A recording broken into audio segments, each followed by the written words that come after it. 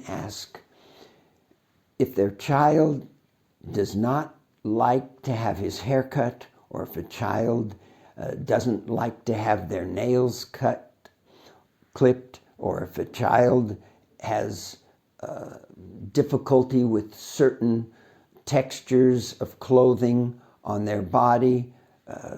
Is that because of a sensory reintegration problem? And the answer is typically no.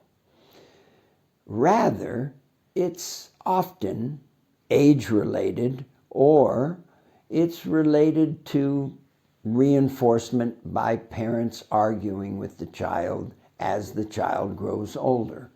So if we talk about infants and toddlers, if you just start trimming a child's hair and start clipping the child's nails and start putting clothes on the child without any reaction when the child complains, the child will start accepting those clothes.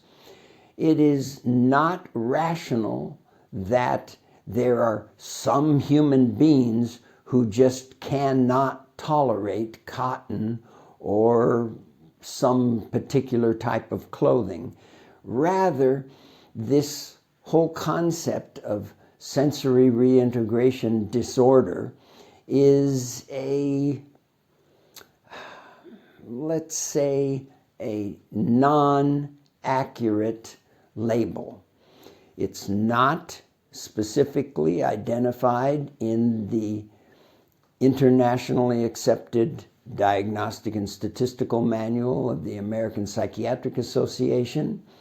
However, some children with autism spectrum disorder do have difficulty accepting certain types of fabric on their clothes, or some children who just don't like the tag that's on the back of men's t-shirts. And so parents will go to the extra trouble of cutting that tag off, thinking that that's somehow going to be helping the child.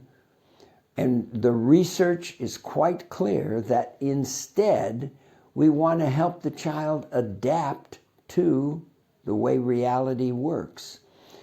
Help the child adapt to the reality of nail clipping and haircuts and certain fabrics on their skin by simply doing the same thing we do when a patient has panic disorder or a phobia. When a person has a phobia, like a fear of flying airplanes, you slowly get the person to the point where they're willing to take an airplane to fly somewhere. If a person has a fear of snakes, to little by little in the therapeutic process, you help the person learn to let go of that particular fear, that phobia.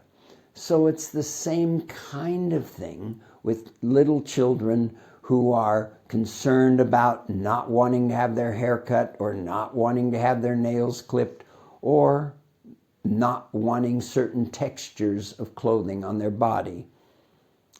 Don't worry about it.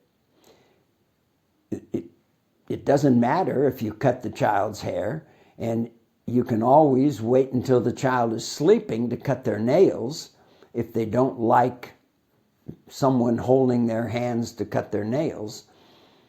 But now let's look at the older age child. If the person is over 8 years old and is still not willing to accept certain clothing on their body, or not willing to let their hair be cut, or not willing to clip their nails for themselves, these might be issues that you would want to seek professional help for.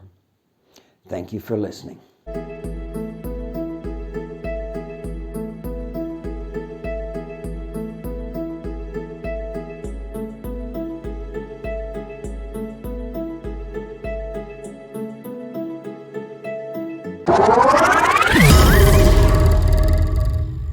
كيف كيف أبدأ مع طفلي في تدريب الكتابة؟ كيف سأتعامل معه خلال التدريب حتى يكون ممتع مفيد وممنهج؟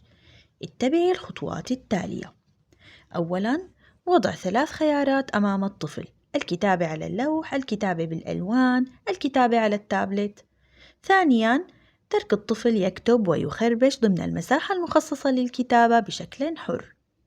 ثالثاً، مسك يد الطفل يدنا فوق يده مع تصحيح مسكة القلم بالأصابع، على أن نترك الحرية للطفل بتحديد اليد التي يريد الكتابة بها. رابعاً، كتابة اسم الطفل ثم لفظه: أنا كتبت اسمي محمد مثلاً. خامساً، ترك الطفل يخربش بحرية مرة أخرى وكيفما يريد مع التعزيز اللفظي: واو أنا كتبت، أنا أرسم، واو.